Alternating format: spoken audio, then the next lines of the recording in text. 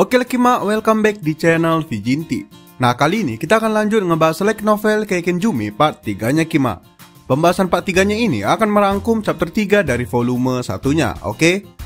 Nah sebelum masuk ke pembahasannya, kayak biasalah, kalau kalian suka kalian bisa subrek dan kalian bisa mampirlah ke akun Instagram kami. Karena di situ kami ada posting mengenai rekomendasi anime maupun manga yang menarik Kima. Oke lah, gak usah banyak bacot, kita gas aja lah ke pembahasannya.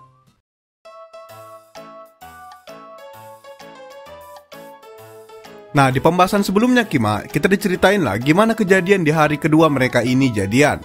Ya cukup banyak lah kehebohan yang terjadi, terutama bagi kedua sahabatnya si Ryuto Kima. Mereka nggak nyangka lah kalau si Ryuto ini malah diterima cintanya. Karena harusnya itu ialah hukuman bagi Ryuto, malah jadi berkah pula ya kan. Dan bukan hanya itu aja, kita juga dikenalkan dengan sahabat Luna yaitu Nikoru.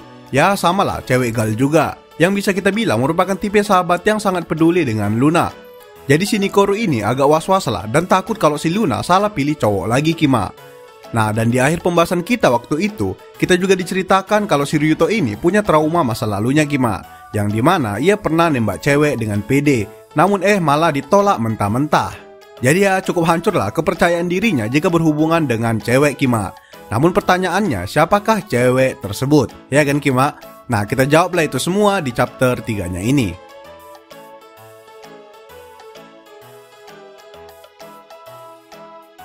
Oke, chapter 3-nya diawali di pagi hari, tepatnya di kelas. Di sini, Ryuto melihat pacarnya Luna yang sedang asik berbicara dengan cowok lain.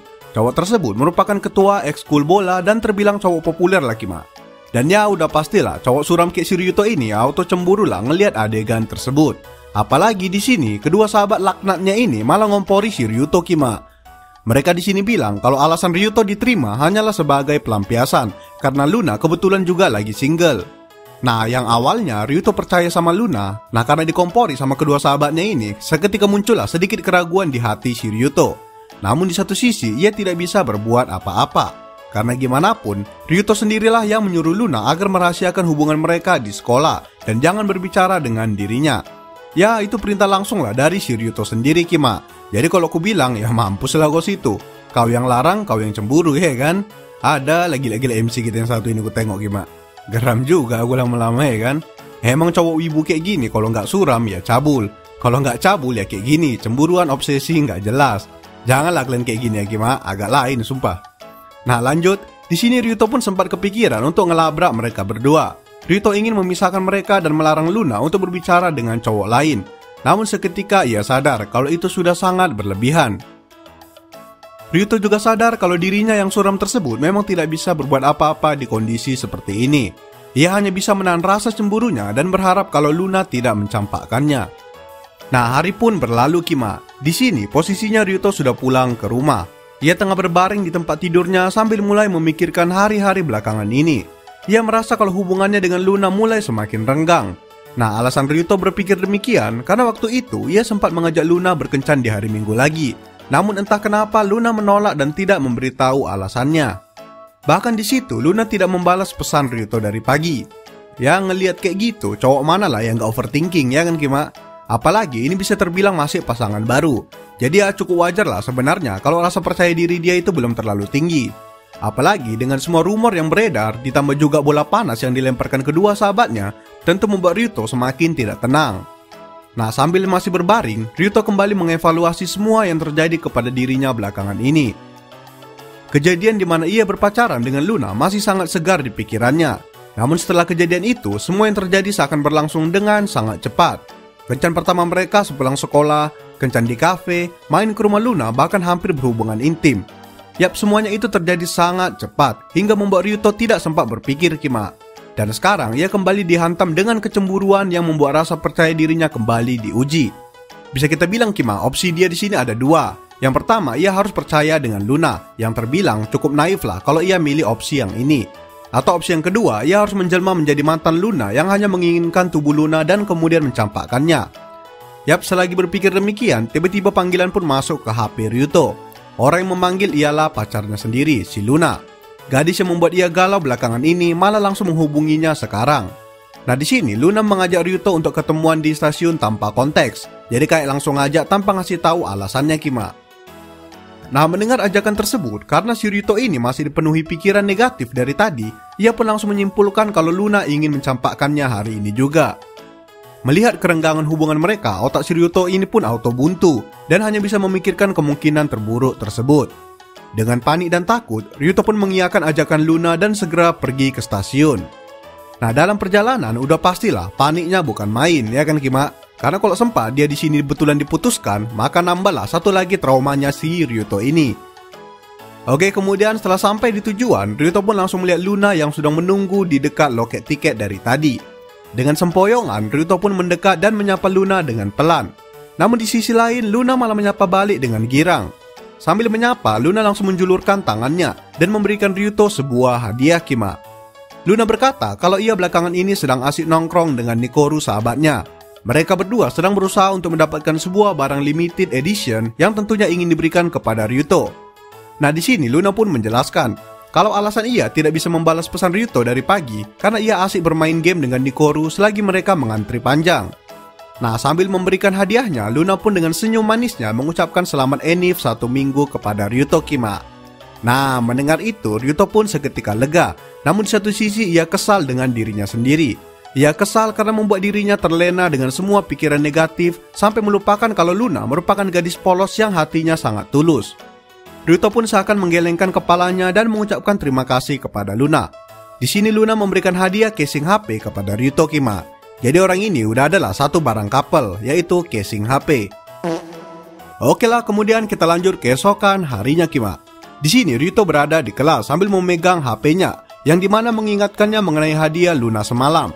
Ya, karena mereka berdua nggak cakapan di kelas, otomatis Ryuto dan Luna hanya bisa saling memandangi secara diam-diam. Nah, tak lama kemudian, guru wali kelas mereka pun datang dan memberikan pengumuman. Pengumuman tersebut mengenai kelas mereka yang akan kedatangan murid baru. Mendengar itu, suasana kelas pun jadi ricuh dan penasaran mengenai si murid baru tersebut. Wali kelas pun mempersilahkan murid baru tersebut untuk masuk ke dalam. Nah, pintu kelas pun terbuka dan muncullah sosok gadis berambut hitam dengan watak wajah yang terbilang polos. Yap, kalau si Luna ialah gadis gal yang seksi. Nah, kalau gadis baru ini merupakan kebalikannya Kima. Ia terlihat rapi, polos, dan elegan. Nah, melihat itu seisi kelas pun heboh terutama para anak cowok. Namun tidak bagi Ryuto. Baginya, gadis yang baru muncul tersebut ialah bagian dari masa lalunya yang memberikan ia trauma. Yap, anak baru tersebut merupakan orang yang pernah Ryuto tembak suatu SMP Kima. Ia bernama Kurose Maria.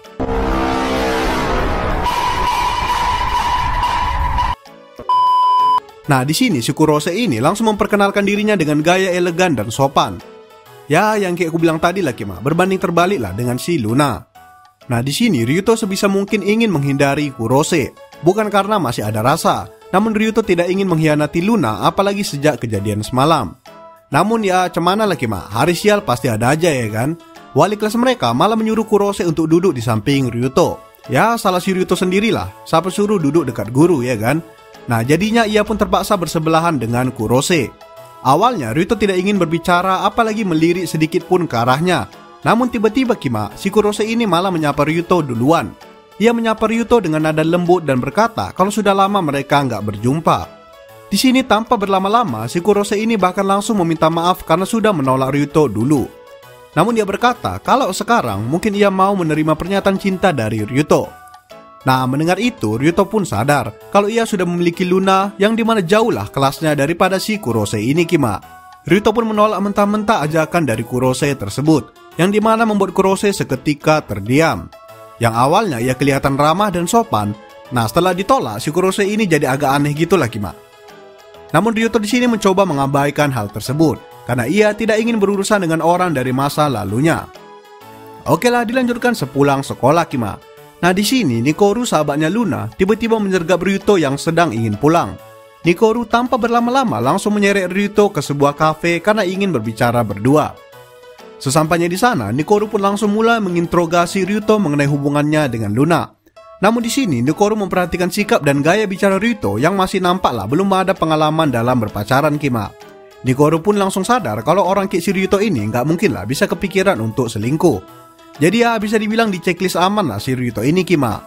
Nah, karena merasa udah aman, Nikoru pun memberitahu sebuah informasi penting mengenai Luna yang sebentar lagi akan berulang tahun. Mendengar itu Ryuto pun kaget, karena ia belum kepikiran mengenai hal itu. Nikoru pun mendesak pasrah dan memberikan saran mengenai apa yang harus Ryuto lakukan.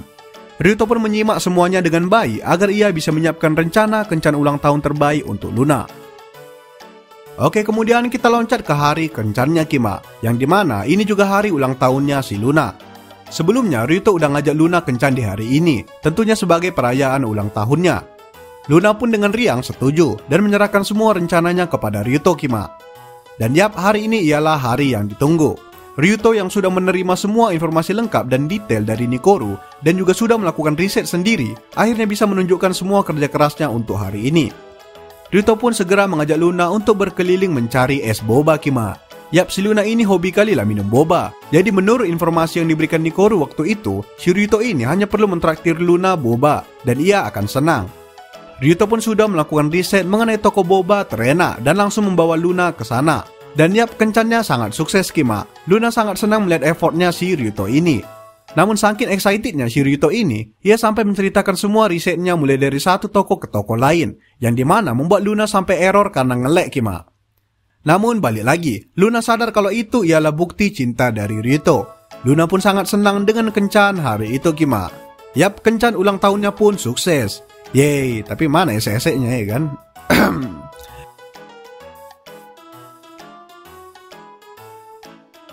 Nah, tadi kita bahas chapter 3-nya Kima. Sekarang kita masuklah ke chapter singkatnya, yaitu chapter 3.5-nya. Yang dimana di sini menceritakan kalau si Kurose tadi Kima, anak baru tadi, rupanya dia ini cewek bajingan yang nggak tahu malu. Nah, ternyata dia ini tipe cewek yang pengen dipuja, diperhatikan dan disukai demi kepuasan dirinya. Ia tidak peduli dengan perasaan orang lain, yang penting orang tersebut harus terus mengejar dirinya. Itu makanya ia dulu menolak pernyataan cinta dari Ryuto, karena ingin mendapatkan rasa puasnya aja. Namun sejak bertemu dengan Ryuto lagi dan ditolak mentah-mentah oleh Ryuto tadi Kima, seketika membuat si Jalang yang satu ini makin gila lah. Itu makanya tadi ku bilang, kan ada yang aneh lah dari si biadab yang satu ini. Rupanya emang gak waras Kima. Dia di sini bahkan cemburu lihat Luna yang selalu dibanding-bandingkan dengan dirinya. Ya emang jauh lah ya kan. Luna nomor 1 bos, kau siapa ya kan. Yap, itulah Kima isi dari chapter pendeknya ini. Udah kayak buku harian si Kurose lah ini ceritanya Kima. Oke lah Kima, sekian pembahasan part 3-nya. Mananya udah kutunggu-tunggu adegan anunya gak muncul-muncul juga. Ini bukannya Dojin berkedok like novel ya? Oh bukan. Oh salah baca aku waktu itu rupanya. Oke lah Kima, jangan kemana-mana. Jangan main jauh-jauh. Jangan lupa like, comment, subscribe, and goodbye Kima.